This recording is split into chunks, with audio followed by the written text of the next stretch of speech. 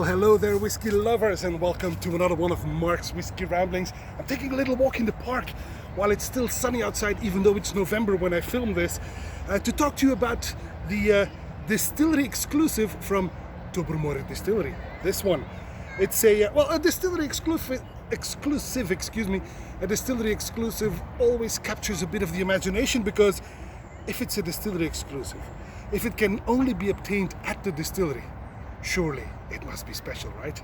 And in this case, it's a 17 years old Tobermory that has gotten a Madeira wine cask finish. Lovely. Look at that. And Madeira wine is, of course, the fortified wine from the island of Madeira. It's a Portuguese island off the African coast. But this was distilled, of course, at the Tobermory Distillery, the only distillery in Tobermory on the island of Mull. There you have it. That's the one I would like to try today. And the color of this malt is a deep golden amber, almost bronze, and that has everything to do from the fact that this was finished on Madeira wine cask. There's only 990 bottles of this baby available. I presume they're all gone now. I'm not entirely sure when this was bottled. I believe it was 2 years ago, but I'm not entirely sure. Anyway, this is bottled at 55.5% ABV, and that's the one we will be trying today. So the Tobermory 17 Madeira cask finish on the nose.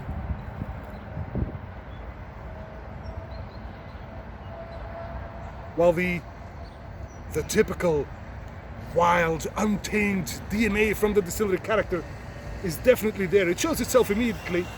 Some wet earth, some wilted flowers, some yeast, and maybe even some freshly sawed wood in this case.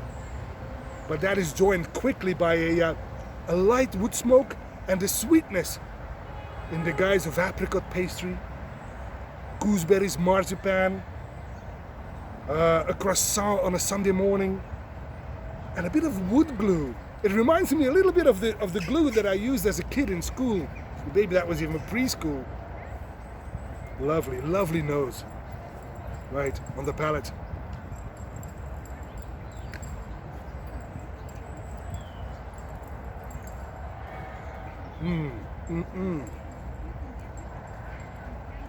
Oh, that's good. On the palate, that translates into, don't laugh, but sauerkraut with caramel. And yeah, and marzipan again. Some smoked ham. Lots of pepper though, black pepper to be precise. It's quite spicy, it becomes bigger. The wood smoke increases as well. I also get some cloves now, but lots of wood smoke, which for a moment there makes me think about its peaty brother Legic, but this is clearly Tobermory. It's not peat, it's wood smoke. Clearly from the cask. Lovely. The alcohol is well integrated. I don't feel any need to add water, nor do I have to gasp for breath or anything like that. This is 55.5%, but it's perfectly quaffable, quite enjoyable on the finish.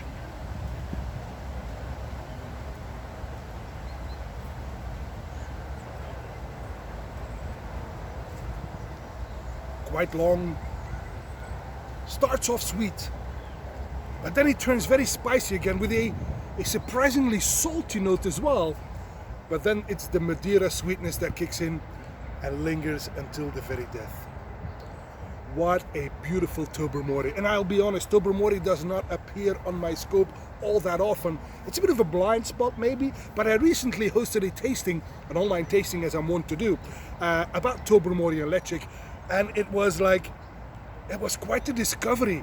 There's quite a few beautiful malts that are produced at the Tobermory Distillery. Not only Tobermory, but also their peaty version, Legic, or however you want to pronounce it. Both are correct, trust me. And what's more important, of course, is what's inside the glass. But in this case, this distillery exclusive lives up to its name.